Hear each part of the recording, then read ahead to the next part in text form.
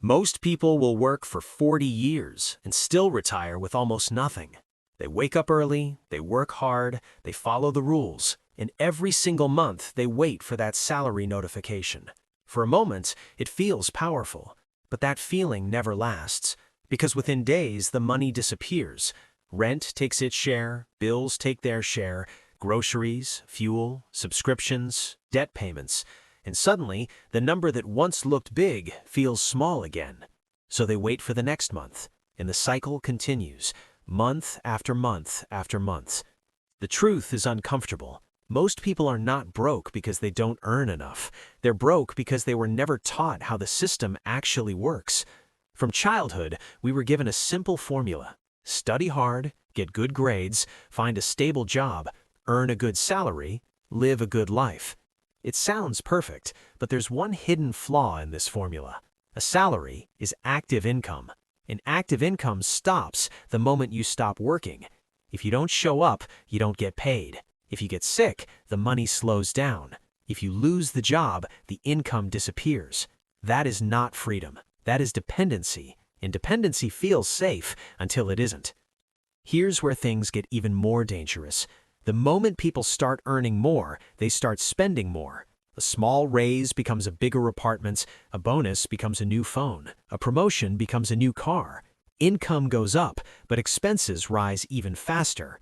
This is called lifestyle inflation, and it quietly traps people at the same financial level for decades. They think they're progressing, but in reality, they're just upgrading their cage. The system is designed beautifully. You work for money, then you give that money back through consumption. Every advertisement tells you that you deserve more, a better watch, a better vacation, a better lifestyle. And every purchase gives you a small dopamine hit, a temporary sense of success. But dopamine fades quickly, so you chase the next upgrade, and the next, and the next. Meanwhile, the bank account never truly grows. Let's be honest, most people don't even know where their money goes. They track their steps, they track their calories, they track their followers, but they don't track their finances. And what you don't track, you can't control. The wealthy understand something different. They don't focus on income first, they focus on ownership. Instead of buying liabilities, they buy assets. An asset is something that puts money in your pocket. A liability takes money out. Most people celebrate buying liabilities: a financed car, the latest phone, designer clothes. They call it success. But real success is silent. It looks boring. It looks like investing when nobody's watching. It looks like building skills when others are scrolling. It looks like saying no to short-term pleasure for long-term freedom. There is another harsh truth. Comfort is more dangerous than struggle. When someone is extremely poor, they're forced to change. When someone is extremely rich, they have already escaped. But the middle class, they're comfortable enough to stay, comfortable enough to survive, comfortable enough not to question the system. That comfort slowly turns into decades. Decades turn into a lifetime, and one day retirement arrives. Energy is low, time is limited, and savings are not enough. At that point, regret becomes expensive. The biggest financial mistake is not earning less, it is delaying financial education. Nobody teaches you about investing in school. Nobody explains compounding properly.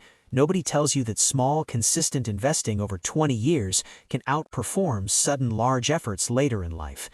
Time is the most powerful asset, but most people trade time for money instead of using time to build assets. Imagine two people. One spends every raise upgrading their lifestyle. The other keeps their lifestyle stable and invests the difference. After 10 years, their incomes may look similar, but their financial positions will be worlds apart. One is still dependent on the next paycheck. The other has income working quietly in the background. That is the difference between working for money and having money work for you. Freedom is not about luxury. Freedom is about options. The option to leave a toxic job, the option to take a break, the option to say no. If your entire lifestyle depends on one salary, you have no real options, and no options means no power. The system doesn't need you to fail, it just needs you to stay busy. Busy paying bills, busy upgrading status, busy comparing yourself to others. As long as you're busy, you won't question, and as long as you don't question, nothing changes.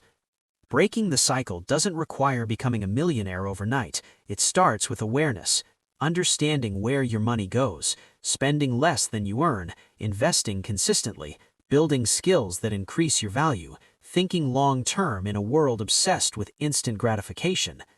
Financial freedom is not an event, it is a process, a slow shift in mindset, a decision to stop impressing people and start securing your future.